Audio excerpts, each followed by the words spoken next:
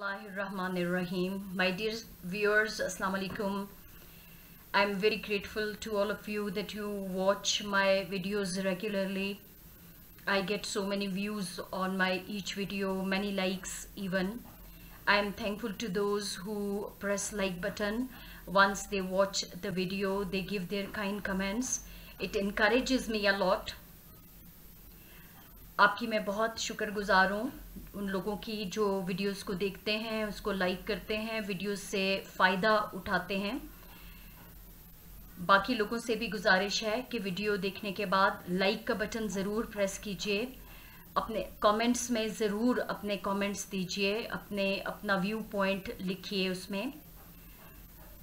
I have today come with the chapter Lincoln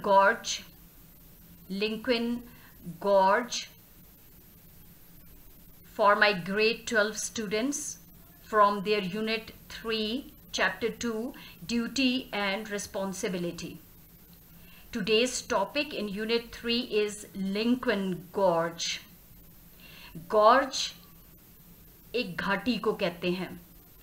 Gorge is a deep narrow passage with steep rocky sides. Gorge एक घाटी को कहा जाता है, एक तारीख घाटी जिसके दोनों तरफ ऊंची चट्टानें हैं और दरमियान में एक घाटी है। लिंकन गॉर्ज चाइनीज लैंग्वेज से ट्रांसलेट की गई है इंग्लिश लैंग्वेज में। ये एक स्टोरी है एक छोटे बच्चे की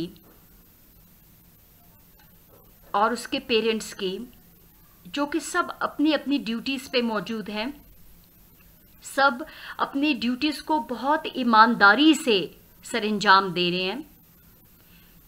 राइटर जो इस स्टोरी का राइटर है वो मटेरियल डिपार्टमेंट चीफ है और उसे कंस्ट्रक्शन साइट पे पहुंचना है जहां पे रेलवे लाइन की कंस्ट्रक्शन हो रही थी।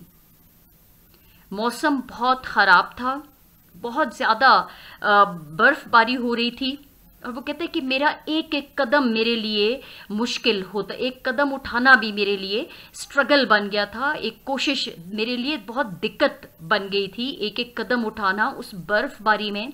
और चूँकि वो बहुत तंग घाटी में से मैंने सफ़र करना था, कहते हैं इर्द गिर्द से मुझे बहुत आवाज़ें, कंस्ट्रक्शन वॉज बिजी, लोग काम में लगे हुए थे, लेकिन चूंकि अंधेरा था मुझे कुछ नज़र नहीं आ रहा था और मुझे आगे काफ़ी सफ़र करना था।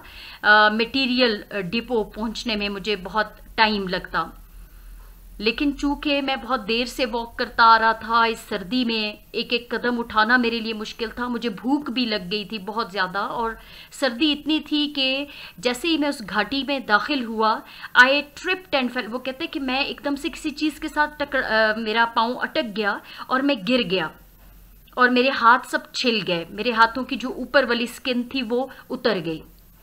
तो उसने कहा कि बस अब मैंने इससे ज़्यादा आगे सफ़र नहीं करना, बेहतर ये है कि मैं आज रात यहीं कहीं गुजार दूं और कल सुबह कोई बात नहीं, अगर मैं आज अपनी डेस्टिनेशन पे ना पहुंचा तो it does not make any difference, इससे कोई फ़र्क नहीं पड़ेगा।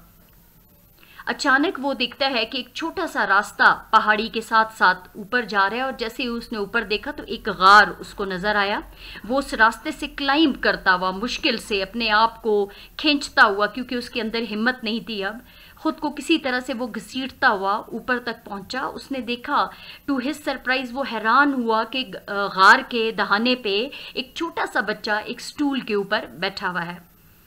उसने उस बच्चे से कहा कि अंदर कोई है, वो अंदर चला गया, बच्चा भी उसके पीछे आ गया। जब राइटर ने देखा इधर उधर, उसने देखा कि इस गार में कोई फैमिली रहती है, क्योंकि बर्तन भी रखे हुए थे, जो गार की जो काली दीवारें थी जो धुएं से काली हो गई थी, प्रॉबली उनको अखबार के पीसेस लगा के उनको डेकोरेट किया गया था। कहीं एक चबी चिल्ड्रन जो प्यारे प्यारे बच्चों की तस्वीरें थी, they are pulling the turnip, वो एक पोस्टर सा लगाया हुआ था वॉल्स को डेकोरेट करने के लिए। तो राइटर ने इधर उधर देखा और बच्चे से पूछा कि क्या कोई घर में नहीं है।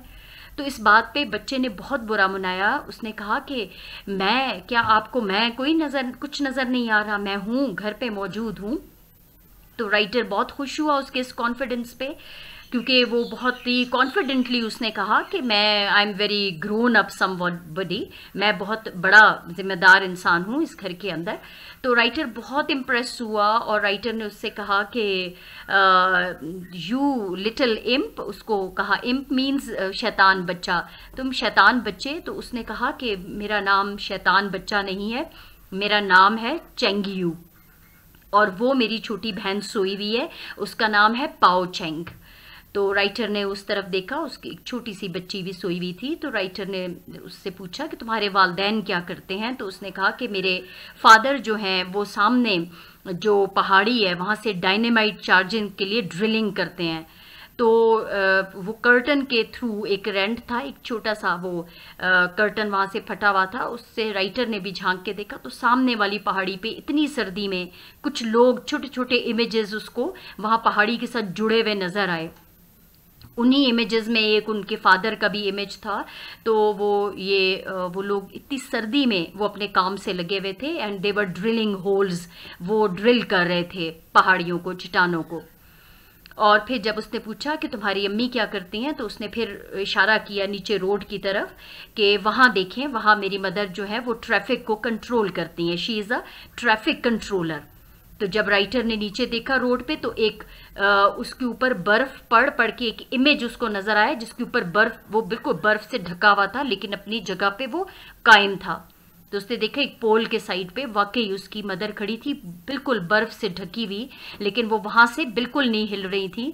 और आज इतनी ट्रैफिक भी नहीं थी इतनी बर्फबारी में, और ट्रैफिक क्या थी वहां पे, कार्स थे, म्यूल्स थे, donkeys and people who are walking.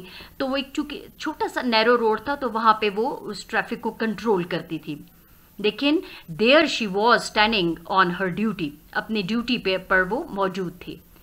और फिर चेंगयू ने बताया कि मेरी ड्यूटी है, मेरी मदर ने मुझे कहा है कि मेरी ड्यूटी है इस छोटी बच्ची का ख्याल रखना, जब तक मेरी मदर नहीं आ जाती मैं अपनी बहन का ख्याल रखता हूँ। ये कह के वो दोबारा स्टूल पे जाके बैठ गया। और फिर थोड़ी देर बाद राइटर ने देखा कि वो बच्चा जो है वो स्टूल पे बैठा हुआ है और शदीद सर्दी है, तो वो और साथ में वो सो रहा है। अपने स्लीव्स जो हैं अपने हाथों पे आगे उसने करके हाथ कवर स्लीव्स से कर लिए, कॉलर अपना ऊपर उठा लिया और नेक को कॉलर के अंदर छुपा लिया खुद को सर्दी से बचाने के लिए। बट ही वो sitting on the stool in the doorway, उसी दरवाजे पे वो बैठा था जब राइटर ने उसको जगाया और उसे कहा कि तुम बेहतर है बेड पे चले जाओ और सो जाओ क्योंकि तुम्हें यहाँ पे ठंड लग जाएगी। लेकिन उस बच्चे ने यूं पहले आंखें मलते हुए राइटर की तरफ देखा कि शायद उसके पेरेंट्स वापस आ गए, लेकिन चूंकि राइटर वहाँ मौजूद था तो उसने राइटर से कहा कि मामा एंड पापा से अ man should never leave his post.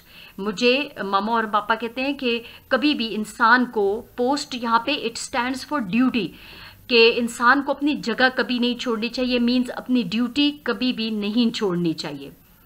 इन अल्फाज ने राइटर को इतना इम्प्रेस किया कि राइटर जो कि पहले ये चाहता था कि वो रात को यहीं पे रेस्ट करेगा और अगली सुबह अपने डेस्टिनेशन पे पहुंच जाएगा, कोई बात नहीं अगर वो लेट भी हो गया तो कोई मसला नहीं है, लेकिन अब वो इतना ज़्यादा खुद को एनर्जेटिक, ये जो बच्चे के अल्फाज थे a man should never leave his post, उसने राइटर को इतना इनकरेज किया कि राइटर ने अपने अंदर स्ट्रेंथ फील की।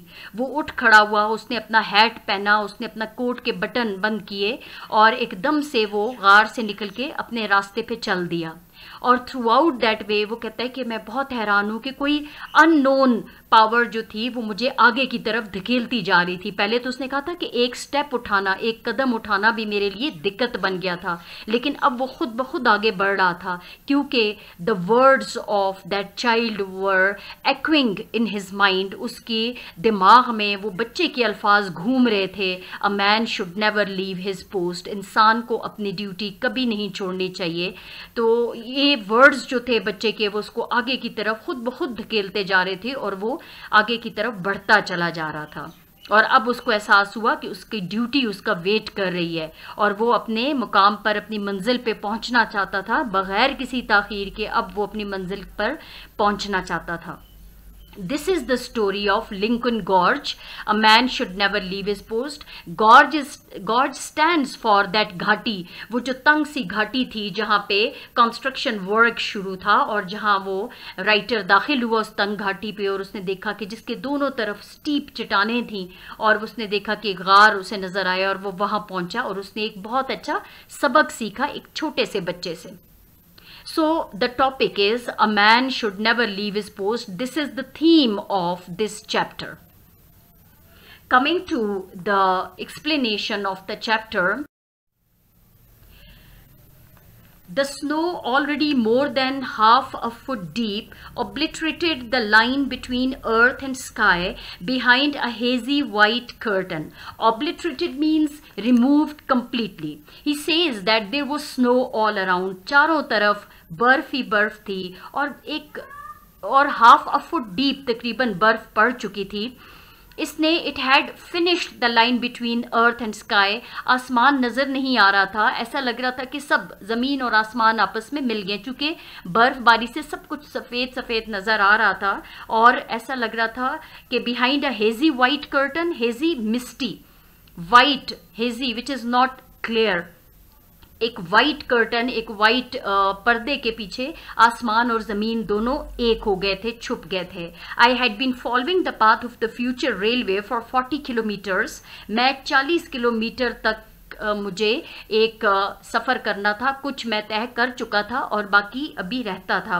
Although I could hear the roar of machinery further back in the hills, he says that I could hear the roar of the heavy sounds of the machinery at work. कि machinery अब भी काम में लगी हुई थी. In the hills, I had seen neither work sites nor workers. He says that, but I could not see the work site where that machinery was working, and I could not see the workers even. मुझे workers नज़र नहीं आ रहे थे, जहाँ पे काम हो रहा था वो जगह नज़र नहीं आ रही थी, लेकिन मुझे आवाज़ मुसलसल आ रही थी कि पीपल आर एट वर्क, लोग अब काम में लगे हुए हैं. Entering Lincoln Gorge, my irritation increased. Irritation, my disturbance, my annoyance, क्योंकि बहुत सख्त शदीद सर्द मौसम था और मैं जैसे ही लिंकन गॉर्ज, उस लिंकन की घाटी के अंदर दाखिल हुआ तो मेरी डिस्टर्बेंस और बढ़ गई. Even in clear weather in this gorge the sun never shone. जाहिर है आज तो थी इतनी बर्फबारी, मौसम इतना ख़राब था, यहाँ तो जब धूप भी होती है तो इस घाटी में कभी धूप नहीं आई, सूरज की रोशनी यहाँ तक नहीं पहुँची क्योंकि ये तंग घाटी थी जिसके दोनों तरफ ऊंची चट्टानें थीं. It didn't matter where you looked up along the twisting course. The most you could see of the sky was a patch no bigger than the palm of your hand. अगर आप आसमान की तरफ देखना चाहते तो आपको आसमान अपनी हथेली की चौड़ाई से ज़्यादा नज़र नहीं आ सकता था. Now it was dusk and the swirling snowflakes and the gale made every step a struggle. अब शाम का धुंधलका छा चुका था और ही सेज के मेरा एक एक स्टेप और बरसती हुए जो बर्फ़ के फूल हैं, स्नोफ्लेक्स एंड द गेल, और जो शदीद सर्द हवा है, इसने मेरे हर स्टेप को, मेरे हर कदम को दिक्कत बना दिया था. Construction in the gorge was very busy. उस घाटी के अंदर कंस्ट्रक्शन का काम शुरू था. Everywhere people were at work. Generators, cement mixers, air compressors shook the ground. जो मशीनरी थी वो इतनी हैवी मशीनरी चूँकि काम में लगी हुई थी तो ज़मीन वाइब्रेट कर रही थी उससे. Hundreds of light bulbs gleam dim and yellow.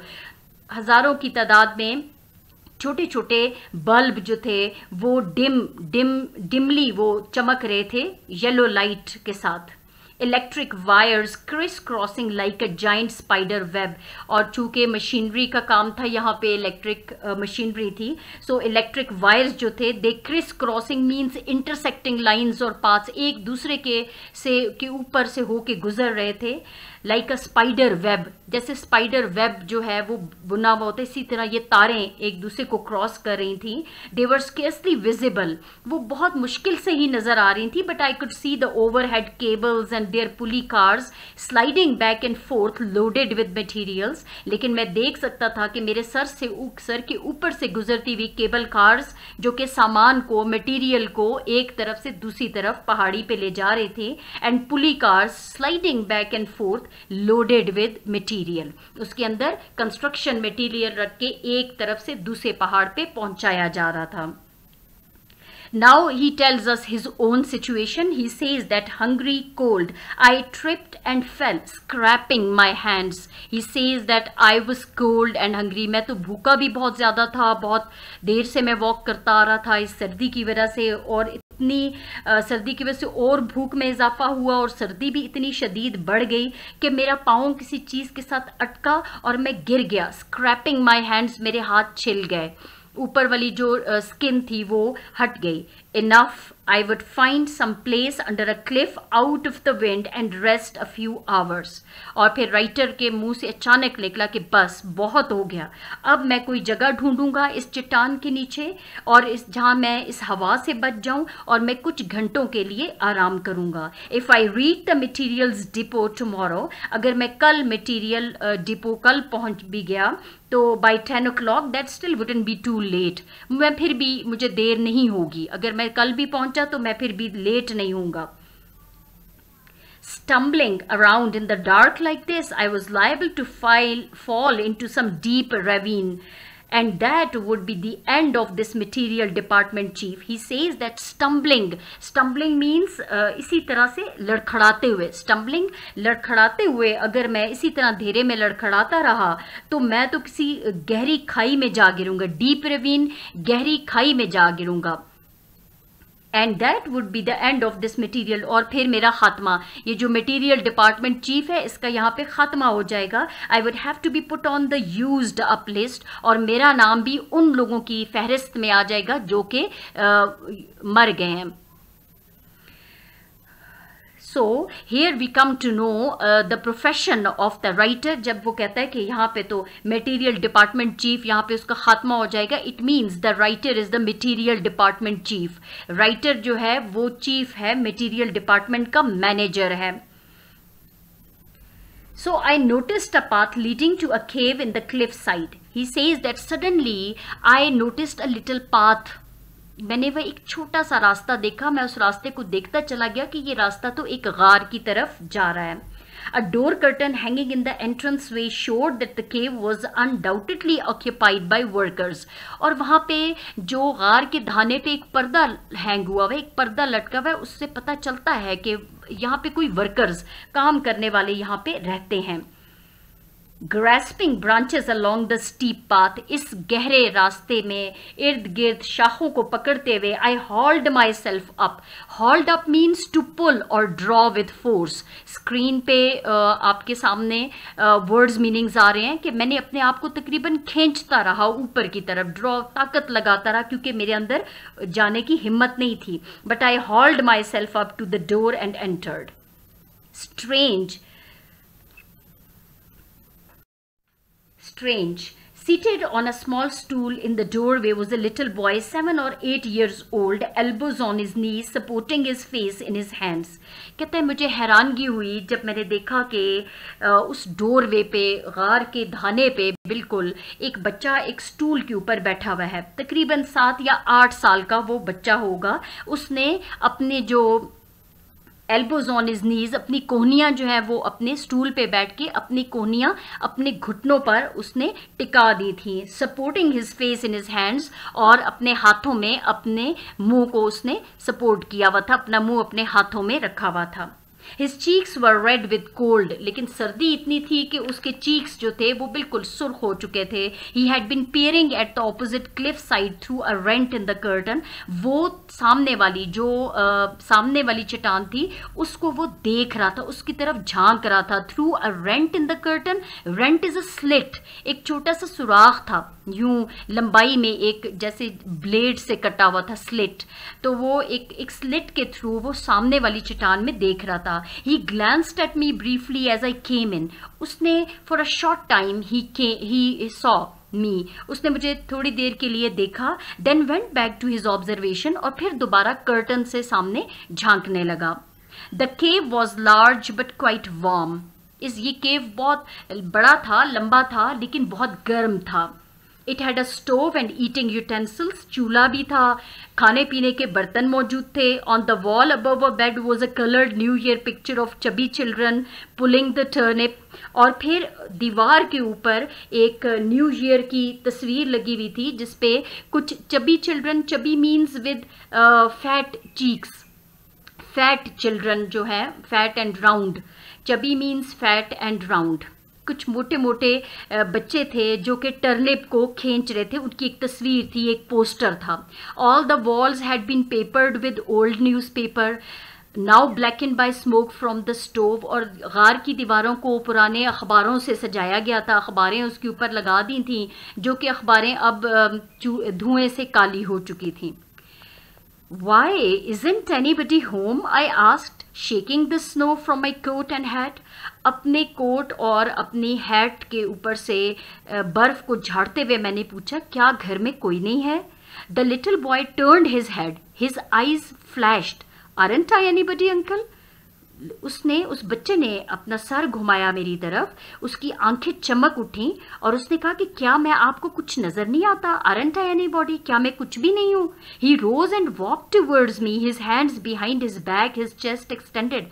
वो मेरी तरफ चल के आया, उसने अपने हाथ अपनी पीठ पीछे बांध रखे थे, his chest extended, और उसकी चेस्ट जो है वो ब्रॉड हो चुकी थी, as if to say, जैसा कि वो कहना चाहता है, not only am I somebody, मैं कुछ नहीं हूं, मैं ना सिर्फ कुछ हूं, I am a very grown up somebody, मैं बहुत समझदार कुछ हूं, यानी मैं जो भी हूं मैं बहुत बड़ा हूं.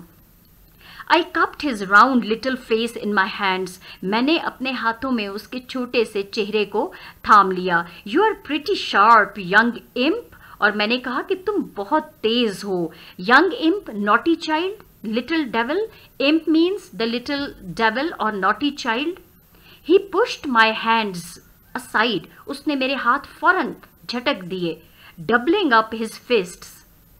उसने अपने दोनों हाथों की फिस्ट्स को, अपने दोनों हाथों को पकड़ा और एक मुट्ठी बना दी. He cocked his head to one side. उसने अपना सर एक तरफ को झुका दिया. And demanded, और ये मुतालबा किया, Who are you calling imp? और उसने ये पूछा कि आप कौन होते हैं मुझे इम्प कहने वाले, डेविल कहने वाले या नॉटी चाइल्ड कहने वाले?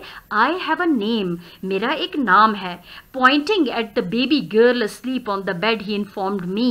और एक छोटी बच्ची की तरफ इशारा करते हुए कहा जो बेड पे सोई हुई थी, उसने मुझे कहा, हर नेम इज पाओ चेंग, उसका नाम पाओ चेंग है. माइन इज चेंगयू, और मेरा नाम चेंगयू है.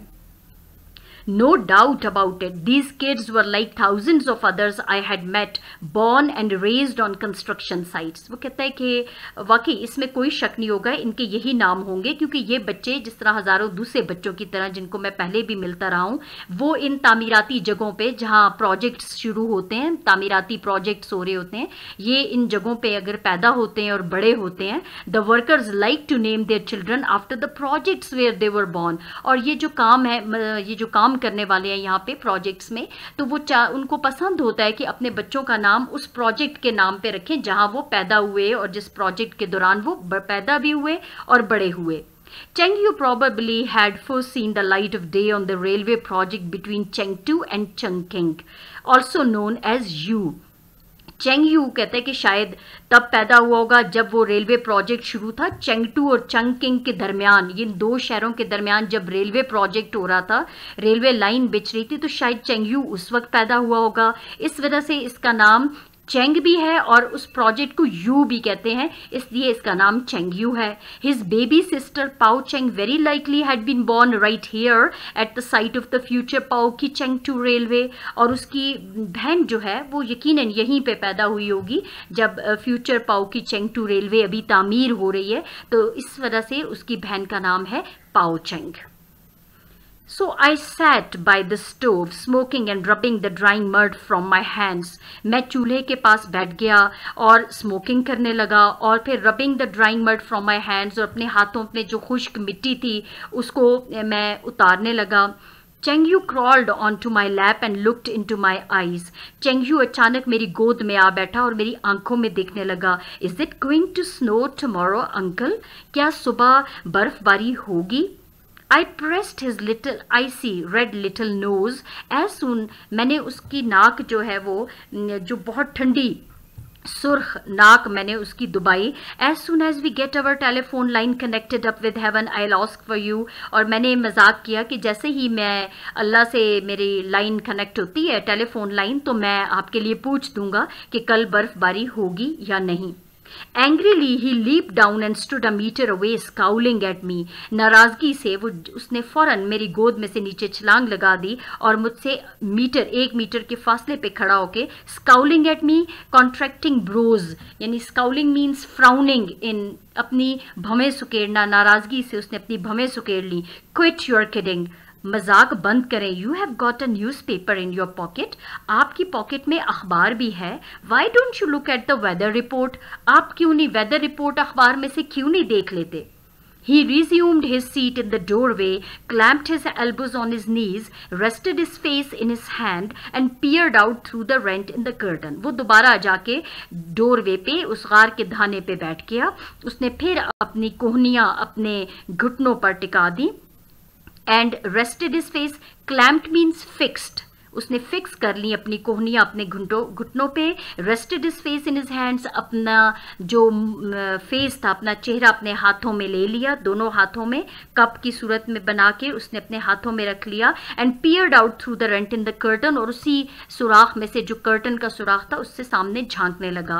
When I asked him where the cattle was he ignored me. जब मैंने उससे पूछा कि कैटल किधर है, वो प्रॉबली वो अपने लिए चाय बनाना चाह रहा था, तो उसने कोई जवाब ना दिया। I certainly was sorry I had offended my small host। और मैं वाकई मुझे अफसोस हुआ कि मैंने अपने मेज़बान को, छोटे मेज़बान को नाराज कर दिया था। Why do you want to know about the snow, Chengyu? I asked him। और फिर मैंने उससे पूछा आप बर्फ के बारे में क्यों जानना चाहते हो कि कल बर्फबारी होगी या नहीं। Is it because you can't go out and play when it's snowing? क्या इसलिए पूछना चाह रहे हो कि बर्फबारी में आप बाहर नहीं जा सकते और खेल नहीं सकते। He didn't even bother to look at me। उसने मुझे देखना भी गवारा ना किया। Papa says if it's still snowing tomorrow, we'll have to quit work। वो कहता है कि नहीं, मेरे पापा ने मुझे कहा था कि अगर कल भी बर्फबारी हुई तो फिर हम काम छोड़ देंगे, उसमें फिर हम घर आ जाएंगे।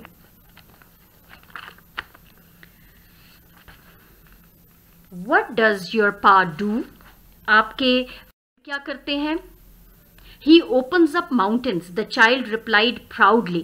उसने कहा कि वो पहाड़ चट्टानों को खोलते हैं। The child replied, उसने फखर से कहा where? और फिर जब राइटर ने पूछा कि कहाँ, Chengyu pointed with pursed lips at the work site opposite। और फिर सामने वाली चट्टान पे जो काम हो रहा था उसने उसकी तरफ इशारा किया। With pursed lips, अपने बंद होंठों से। I looked, all I could see was a searchlight beam। मैंने देखा लेकिन मुझे सिर्फ एक सर्च लाइट की एक रोशनी की किरण नजर आई। Shining through the drifting snowflakes straight up into the heaven, और वो चमक रही थी। ड्रिफ्टिंग स्नोफ्लेक्स, ड्रिफ्टिंग मीन्स इधर उधर से उड़ते हुए, जो हवा के साथ उड़ते हुए जो बर्फ के फूल थे, उनमें मुझे straight up into the heavens, बिल्कुल सीधा आसमान पे लगती हुई सिर्फ रोशनी नजर आई। In its light I could vaguely, he says that it was just a light and I could vaguely discern means recognize। मैं बहुत ही कम मैं पहचान सक रहा था। Vaguely means which is very unclear, मैं बहुत मुश्किल से ही पहचान सका। अ फ्यू डजन मैन, चंद दर्जन लोग वहाँ पे थे। Who seemed pasted to the side of the towering cliff. ऐसा लग रहा था जो सामने वाला जो चट्टान है, सामने वाली चट्टान के साथ वो बिल्कुल जुड़े हुए, चिपके हुए थे। Drilling holes for dynamite charges, और वो डायनामाइट चार्जेस होते हैं, एक्सप्लोजिव मटीरियल होता है originally which consists of nitroglycerine mixed with an absorbent substance। So it is a highly explosive NO2, nitrogen oxide compound। This is nitrogen oxide compound which is highly explosive, धमाकेदार जो material है वो निकाल रहे थे चट्टानों में से। The holes were like the steps of a ladder to the sky। और वो जो होल्स बने हुए थे चट्टानों के अंदर जिनमें वो खड़े थे, ऐसे लग रहा था वो सीढ़ियाँ हैं और उनके ऊपर वो खड़े हैं। How can you tell which one is your father at this distance? I asked। और फिर मैंने पूछा कि इतने दूर से आप अपने फादर को कैसे पहचान सकते हैं। I can't see him plainly but पा says he can see me. मैं तो उसको, अपने फादर को नहीं देख सकता, लेकिन वो कहते हैं कि वो मुझे देख सकते हैं। He says all he has to do is turn around. वो कहते हैं बस उन्होंने, वो पीछे ज़रा मुड़ते हैं, वो अपनी गर्दन पीछे मोड़ते हैं तो वो मुझे देख सकते हैं। I often sit here so he can see me. मैं अक्सर यहाँ बैठता हूँ ताकि वो मुझे देख सकें। So that was it. Writer was so impressed. उनका अच्छा इसलिए आप यहाँ बैठे हैं। The icy snow melted from my boots. और वे कहते हैं कि चूंकि गार में अब मुझे काफ़ी टाइम हो गया था और बर्फ़ मेरे जो शूज़ थे, बूट्स थे, उनके ऊपर से अब पिघल रही थी। माई नम्ड लेग्स थॉइंग आउट। और मेरी जो फ्रोज़न लेग्स थी, जमी हुई जो मेरी टांगें थी, अब वो कुछ थोड़ी नर्म हो रही थी। एक्ट पेनफुली, चूँकि वो नर्म हो रही थी, उनमें ब्लड सर्कुलेशन अभी आहिस्ता आहिस्ता दोबारा से रिट्रीव हो रही थी, तो वो बहुत दुख रहे थे। I stamp to help the circulation. मैंने ज़ोर ज़ोर से अपनी टांगों को थपथपाया ताकि सर्कुलेशन तेज़ हो। चेंगयू वेव्ड हिज हैंड वार्निंगली। लेकिन चेंगयू ने मुझे खबरदार करते हुए यूँ अपना हाथ हिलाया। आई अंडरस्टूड, मैं समझ गया। He was afraid I would make his baby sister, I would wake his baby sister. वो उसे डर था कि मैं उसकी बहन को जगा दूंगा। You really take good care of your sister, I commended. मैंने उसकी बहुत तारीफ की। मैंने कहा कि तुम तो अपनी छोटी बहन का बहुत ख्याल रखते हो। Mama says my job is to look after her. यहाँ पे ही डिस्क्राइब्स हिज जॉब। कहता है कि ममा कहती हैं मेरा काम यह है कि मैं इसकी देखभाल करूं। व्हेन ममा कम्स होम, जब ममा घर आ जाती हैं, I can knock off. Knock off means I can quit, I can stop work. फिर मैं काम छोड़ देता हूँ। So you are on the job every day. I hugged him. मैंने उसको गले लगाया और कहा कि तुम हर रोज काम पे होते हो। What does mama do? आपकी ममा क्या करती हैं? He pointed to the road below the cave. उसने गार से नीचे जाते हुए रोड की तरफ इशारा किया और उस तरफ इशारा किया। I could see a person standing by a telephone pole beside the road. और मैं देख सकता था रोड के साथ एक टेलीफोन पोल था, उसके साथ एक बंदा कोई खड़ा था, कवर्ड विथ स्नो, जिसके ऊपर बिल्कुल बर्फ पड़ चुकी थी और बिल्कुल she was covered with snow. She look like a white stone image. ऐसे लगता था ये बर्फ का कोई पत्थर बना हुआ है। Apparently she was directing traffic. वो उस वक्त ट्रैफिक को कंट्रोल करी थी। The road not very wide, क्योंकि वो सड़क चूंकि चौड़ी नहीं थी, had been blasted through the rock. वो तो इन चट्टानों को तोड़कर वो सड़क बनाई गई थी। Ordinarily carts, mules, donkeys, peoples no doubt streamed in both directions. और वहाँ पे ट्रैफिक कौन सी थी? कार्ट्स, ये बैलगाड़ियाँ थीं, म्यूल्स थे, गधे थे, and people they were walking on foot. और फिर जाहिर बात है रोड छोटा था, उनको किसी तरह they have to move smoothly along the in direction along that some road 24 hours a day. So someone had to keep the traffic in order. तो उसकी मदर का काम ये था कि वो उनको ट्रैफिक को कंट्रोल करती थी, उसको ऑर्डर में रखती थी. Stream means moving steadily. Today because of the big snow there weren't many people or vehicles on the road. चूँकि रोड पे आज ना ट्रैफिक थी ना लोग थे. She could very well have spent the day at home. उसकी mother तो आराम से घर में टाइम गुजार सकती थी. But there she stood. लेकिन वो वहीं खड़ी थी. And there she would remain. क्योंकि उसकी ड्यूटी थी हर रोज़ वहाँ पे ट्रैफिक को कंट्रोल करना, चाहे वहाँ ट्रैफिक हो या ना हो. And she was performing her duty, and there she would remain 3 months, 5 months, 3 years, 5 years if need be. जब तक उसको यहाँ पे ट्रैफिक कंट्रोलर की ड्यूटी मिल गई है वो अपना काम सरंजाम देती रहेगी. Perhaps from time to time she raised her head to gaze up at her child. शायद वो वक्तन फवक्तन ऊपर अपना सर उठाती होगी और अपने बच्चे को देखती होगी. और her husband who was scaling the cliffs between the mountains and the sky, या अपने शौहर को देखती होगी कि वो चट्टानों और आसमान के दरमियान जो चट्टानें हैं, जो चोटियां हैं, वहाँ पे उनको ही opens up them, वो उनको खोलता है. When he paused to wipe the sweat from his brow, जब वो रुकता होगा अपने माथे से पसीना साफ करके, could he see the determined figure of his wife or the tiny image of his little boy?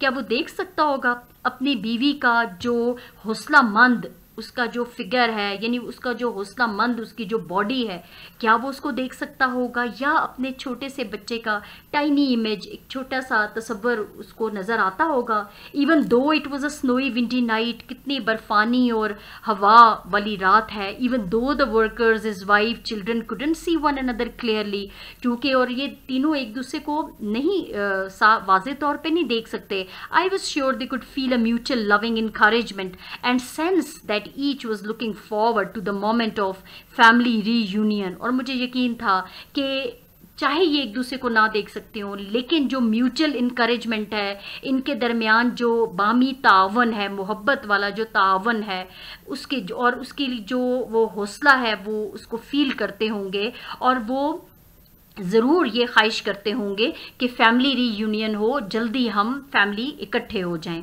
I glanced eight चेंगयू, मैंने फिर अचानक चेंगयू को देखा। The child had placed his hands in his sleeves, और उसने अपने जो आस्तीनें थी वो उनसे अपने हाथों को ढांप लिया था। And pulled his neck into his collar, और अपने कॉलर ऊपर करके अपनी गर्दन को कॉलर में छुपा लिया। He kept dosing of, dosing of means he was falling asleep, वो सो रहा था। He looked, you are liable to catch a chill. Better get into bed and go to sleep. मैंने उसको कहा कि तुम्हें ठंड लग जाएगी। You are liable, liable likely, you are likely to catch chill, तुम्हें ठंड लग जाएगी, तुम्हें इस बेहतर है कि तुम बिस्तर पे चले जाओ और सो जाओ। He looked at me dreamily for a moment, उसने ऐसे खाबीदा आंखों से मुझे एक लम्हे को देखा। Probably thinking that his parents had return, शायद वो ये सोच रहा हो कि उसके वालिदैन वापस आ चुके हैं। When he realised who I was, जब उसे महसूस हुआ कि मैं कौन था, he shook his head violently, उसने सख्ती से अपना सर हिलाया। नो आई वोंट, नहीं मैं नहीं जाऊंगा। वाई नॉट, राइटर ने पूछा कि क्यों नहीं जाओगे। He rubbed his eyes with his fists, उसने अपनी मुट्ठियों से अपनी आंखों को मला। पापा एंड मामा से अ man should never leave his post, पापा और मामा कहते होते हैं कि इंसान को अपनी जगह, अपनी ड्यूटी कभी नहीं छोड़नी चाहिए। आई हग्ड हिम टाइटली, मैंने उसको ज़ोर से गले लगा लिया। प्रेस्ड माई चीक अगेंस्ट हिज, और अपने मुंह को उसके मुंह से प्रेस किया, दबाया। देन आई रोज, फिर मैं उठ खड़ा हुआ। बटनड माई कोट, फौरन अपनी कोट के बटन बंद किए। Pulled my hat down firmly, अपना हैट उतारा, खींचा वहाँ से। लेफ्ट द केव, उस गार को छोड़ा। And walk down the path, और रास्ते में नीचे चलना शुरू कर दिया। Following the road that had been blasted through the rock, I pushed on, वो जो चट्टान से निकाला हुआ, जो धमाके से एक चट्टान के अंदर से छोटा सा रोड निकाला हुआ था, मैं उस पर चलता गया। आई पुश्ड ऑन, कोई ताकत मुझे आगे धकेल रही थी, और वो ताकत क्या थी? The words of the child echoing in my head, मेरे दिमाग में, मेरे सर में उस बच्चे के अल्फाज घूम रहे थे। A man should never leave his post, गूंज रहे थे, एक्विंग गूंज रहे थे, repeated sounds, echoing means repeated sounds. A man should never leave his post. A job was waiting for me. Now I sensed that. अब मुझे समझ आ गई कि मेरी जॉब भी मेरा इंतज़ार कर रही है। I wanted to reach my destination without any further delay. और मैं बग़ैर किसी और ताख़ीर के मैं अपनी मंजिल पे जल्द से जल्द पहुंचना चाहता था। So the theme of the chapter is a man should never leave his post. I hope it is clear to you. To the exercise, what is the narrator's job and the purpose of his journey? What physical conditions persuade him to rest for a few hours? Your answer is, यानी narrator का काम क्या है, उसका सफ़र करने का मकसद क्या था? What physical conditions persuade him to rest for a few hours? और कौन सी ऐसी physical conditions हैं जो उसे मजबूर करती हैं कि कुछ घंटों के लिए वो आराम करे? The narrator is a chief of material department. Narrator जो है या राइटर जो है वो मटीरियल डिपार्टमेंट का मैनेजर है। His duty is to ensure the adequate flow of the material needed. उसका काम क्या है कि वो देखे कि जो मटेरियल है वो वहाँ पे पूरा है, कम तो नहीं हो रहा, मटेरियल को पूरा करना इसका काम है। And collaborating with other managers to determine the supply, और सप्लाई को कंटिन्यू रखना ये उसका काम है, दूसरे मैनेजर्स के साथ कोलैबोरेट करना ताकि सप्लाई में डिले ना हो सके, मटेरियल कंटिन्यूसली जितना ज़रूरत है उतना सप्लाई होता रहे। This is the duty of the narrator. And he says the next part of the question का दूसरा हिस्सा है, what physical conditions persuade him to rest for a few hours. कौन सी फिजिकल जिस्मानी ऐसी हालात हैं जो उसको मजबूर कर रहे हैं कि वो, कौन से ऐसे हालात उसको मजबूर करते हैं कि वो कुछ देर के लिए आराम करे। You have to write the snow already more than half a foot deep and the cold wind made weather worse than ever। बर्फ जो कि पहले से हाफ फुट तक गहरी हो चुकी थी और सर्द हवा उसने उस मौसम को बहुत ख़राब कर दिया था। The narrator had to cover this distance of 40 kilometres का उसने फासला भी तय करना था। Besides he was hungry too, इसके अलावा वो भूखा भी था। While walking he tripped and fell, तो चलते हुए वो उसका पाँव अटका और वो गिर भी गया। स्क्रैपिंग हिज हैंड्स, उसके हाथ भी छिल गए। He decided not to walk any more, फिर उसने फैसला किया कि अब वो बिल्कुल और आगे नहीं चलेगा। And he would take rest for a few hours, और कुछ घंटों के लिए वो आराम करेगा। These were the physical conditions which persuaded him to rest for a few hours। Question number 2 is about how old is Cheng Yu? Cheng Yu कितने साल का है? What does he respond when the narrator asks? और वो क्या कहता है जब उसको narrator कहता है Why isn't anybody home? क्या घर में कोई नहीं है? Answer is Cheng Yu was a little boy of 7 or 8 years old। Chengyu जो है वो 7 या 8 साल का छोटा लड़का है।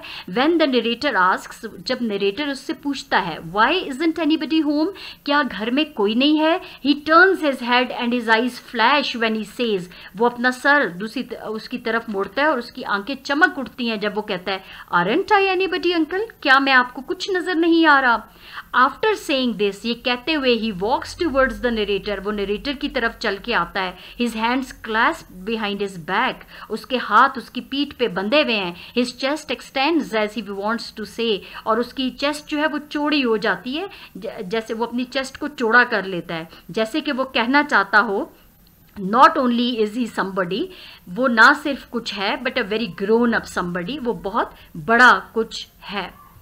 Now question number 3 is what work do Cheng Yu parents do?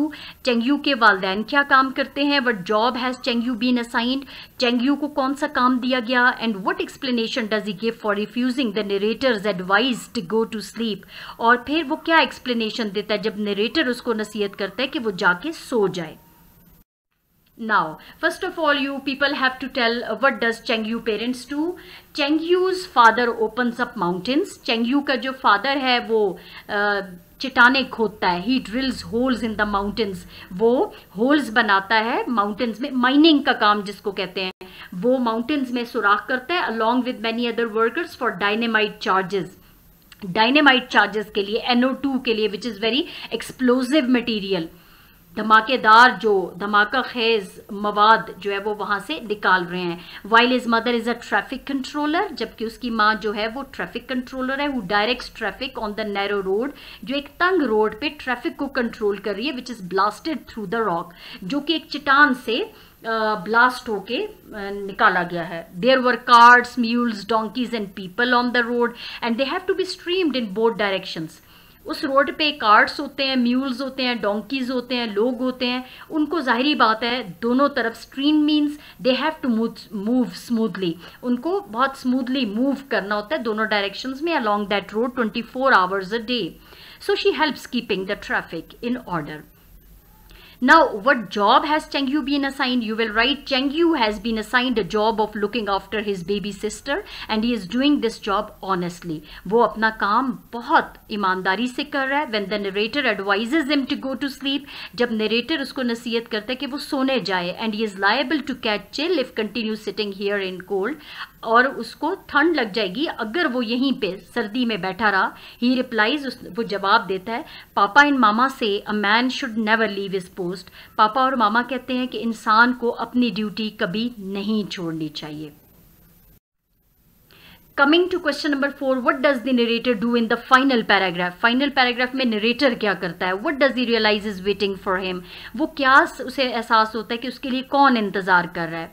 The narrator is highly impressed by the response of the child Chengyu. Narrator बहुत चेंगयू के जवाब से बहुत मुतासिर होता है that a man should never leave his post, कि इंसान को अपनी ड्यूटी कभी नहीं छोड़नी चाहिए। ही गेट्स अप, वो उठ खड़ा होता है, बटन्स हिज कोट, अपने कोट के बटन बंद करता है, pools his head down firmly, और बहुत ही हिम्मत से अपना वो हैट उतारता है, leaves the cave and walks down the path। फौरन से वो गार छोड़ देता है और नीचे रास्ते पे चल पड़ता है। He was continuously pushed on, कोई ताकत है जिसको आगे बढ़ाती जा रही है। As the words of the child echoing in mind, जैसे कि वो बच्चे के अल्फाज उसके जहन में बार बार गूंजने हैं, और ये वो ताकत थी जो कि उसको आगे बढ़ा रही थी। अ man should never leave his post, ये वर्ड्स थे जो उसके माइंड में एको कर रहे थे, वो गूंज रहे थे। He feels that a job was waiting for him, वो ऐसे एहसास हो जाता है कि उसकी जॉब उसका इंतज़ार कर रही है। Now he wants to reach his destination without any further delay, अब वो अपनी मंजिल पर बग़ैर किसी ताख़ीर के पहुंचना चाहता है। बच्चे के अल्फाज ने उसको इतना मुतासिर किया, man should never leave his post, कि बग़ैर किसी ताख़ीर के वो अब अपनी मंजिल पे पहुंचना चाहता है। Now, your summary is the chapter Lincoln Gorge is all about honesty to one's duties and responsibilities. It is about the devotion and selfless service to the nation. जाहिर बात है, आप अपनी कौम के लिए devoted हैं, you are selflessly doing service for your nation. So we come to know about a family whose members are honestly performing their particular duties, sacrificing hearth and home. अब इस चैप्टर में हम एक ऐसी फैमिली के बारे में जान जाते हैं जिनके जो मेंबरान हैं, जिनके लोग अफराद जो हैं वो अपने फ़राइज़ को बहुत दयानतदारी से अंजाम दे रहे हैं। Sacrificing hearth and home, sacrificing the comforts of the home, अपने घर के आराम को सेक्रीफाइस करके। It inspires the narrator and he carries on his journey towards his destination. ये नरेटर को बहुत मुतासिर करता है और वो फिर अपनी मंजिल की तरफ रवाना हो जाता है। You will write in the second paragraph, the narrator is a material department chief who has to walk 40 kilometers to overview the material on the work site. जो material department chief का काम है वो उसके लिए जा रहा है। The weather is worst with cold wind and snow and it makes every step of a writer a struggle. He fears if he continues walking in hunger and cold, he is more likely to fall in deep ravine. उसे खौफ है कि अगर वो इसी तरह भूख और सर्दी में चलता रहा वो तो किसी गहरी खाई में जा गिरेगा। In the meanwhile he falls, और इसी दौरान वो गिर भी जाता है। स्क्रैपिंग हिज हैंड्स, उसके हाथ भी छिल जाते हैं। He decides to take rest for a few hours, और वो फैसला कर लेता है कि वो कुछ घंटों के लिए वो रेस्ट आराम करेगा। Suddenly he notices a path which leads to a cave, अचानक उसको एक रास्ता नजर आता है जो कि गार की तरफ जा रहा है। He climbs it and surprisingly sees a child sitting on a stool in a doorway. वो उस रास्ते पे ऊपर चढ़ता जाता है और फिर वो हैरान होते एक छोटे बच्चे को देख के जो कि गार के धाने पे एक स्टूल पर बैठा है। The cave is occupied by a family, उस गार में यकीनन एक फैमिली रहती है। The narrator goes in, narrator अंदर चला जाता है and ask the child if nobody is at home, और वो बच्चे से पूछता है कि क्या घर में कोई नहीं है। The child replies he is very much at home. While saying this his chest extends as if he means to say he is not only somebody but a very grown up somebody. वो बच्चा जवाब देता है कि वो घर में मौजूद है, और ऐसे कहते हुए उसकी चेस्ट जो है वो चौड़ी हो जाती है, और वो उसके कहने का मतलब ये कि वो ना सिर्फ समबडी है बल्कि बहुत जिम्मेदार किस्म का या बड़ा कुछ है वो घर में। On this narrator calls him imp, इस पे नरेटर उसको शरारती बच्चा कह के पुकारता है। Which annoys him, which quite annoys him, वो उसको नाराज कर देता है। एंड he says, और वो कहते हैं इज नॉट एन imp, वो शरारती नहीं है बट हैज़ अ नेम, उसका एक नाम है चेंगयू। फिर वो अपना नाम बताता है। At this point he introduces him to his baby sister saying her name is Pao Cheng, और फिर इसी दौरान वो अपनी बहन से उसको इंट्रोड्यूस कराता है कि इसका नाम Pao Cheng है. The writer senses that these children are born and raised on the construction sites and are named after the project where they are born. वो फिर समझ जाता है कि ये बच्चे हज़ारों दूसरे बच्चों की तरह जो कि कंस्ट्रक्शन साइट्स पे पैदा होते हैं और जिस प्रोजेक्ट के दौरान पैदा होते हैं उसी प्रोजेक्ट के नाम पे इनका नाम रखा जाता है. Then the writer asks him about the job of his parents. फिर उसके पेरेंट्स की जॉब का पूछता है. Cheng Yu tells him that his father drills holes for the dynamite charges while his mother directs traffic on the narrow road. The narrator sees through the rent of the curtain that they are very much at work in this chilly cold weather. और writer देखता है कि वो इस सख्त सर्दी में वो अब भी अपने काम में मसरूफ़ हैं. Cheng Yu tells him that his job is to look after his baby sister.